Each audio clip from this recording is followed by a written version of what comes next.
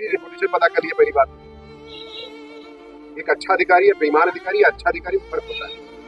अगर आपको लग रहा है कि इंसाफ दूंगा तो निश्चित तौर से इंसाफ दूंगा।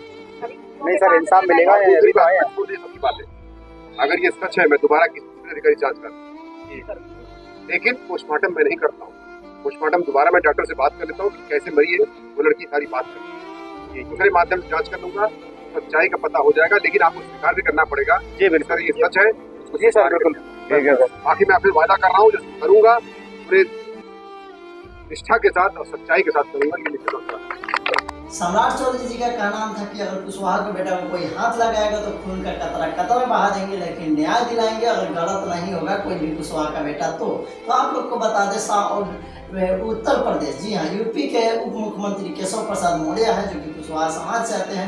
ये हरियाणा के मुख्यमंत्री सैनी साहब है, राजस्थान में भी कुशवाहा जी उप मुख्यमंत्री है।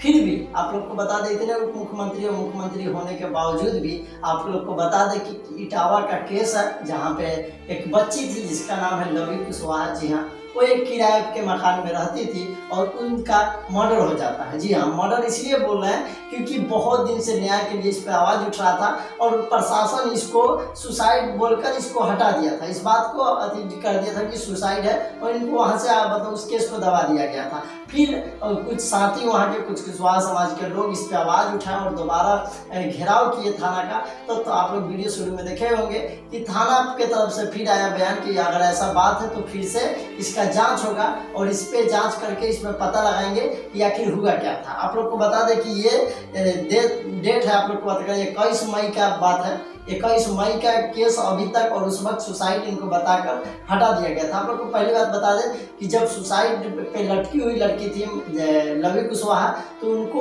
उतारा गया मकान मालिक के तरफ से। अब बताइए कि सुसाइड हो कोई कर लेता है तो पहली बात लाश उतारने का अधिकार किसी का भी नहीं है। कानून आने के बाद कानून खुद उस चीज़ को देखती है और कानून सब चीज़ करती है। वहाँ से फिंगर मिटा दिया गया क्योंकि मकान मालिक के द्वारा उनको उतारा गया। सबसे बड़ा तो सवाल यही था। उसके बाद जो निशान थे शरीर पे वो बहुत कुछ बयान कर रही है और ये दिखाने का कोशिश कर रहा है। देखिए वीडियो बनाने का ये मकसद है कि आप सभी लोग वीडियो को सभी को टैग कीजिए जो भी कुशवाहा समाज के नेता हैं और इस बच्ची को न्याय दिलाने के लिए हमारे साथ जुड़िए और ज़्यादा से ज़्यादा इस वीडियो को शेयर कीजिएगा। आप लोग को वीडियो देखे होंगे, वीडियो आप लोग को देख के लग गया होगा पता कि किस तरीके से दोबारा जाँच हो रहा है। 21 मई का बात है, आप लोग समझ सकते हैं और अभी 11 जून हो गया है, यानी कि 20 दिन में बहुत बड़ा गेम हुआ और उनके साथ उस बच्ची को न्याय नहीं मिलने की अभी तक कगार पे है। इसमें आप सभी का सपोर्ट चाहिए।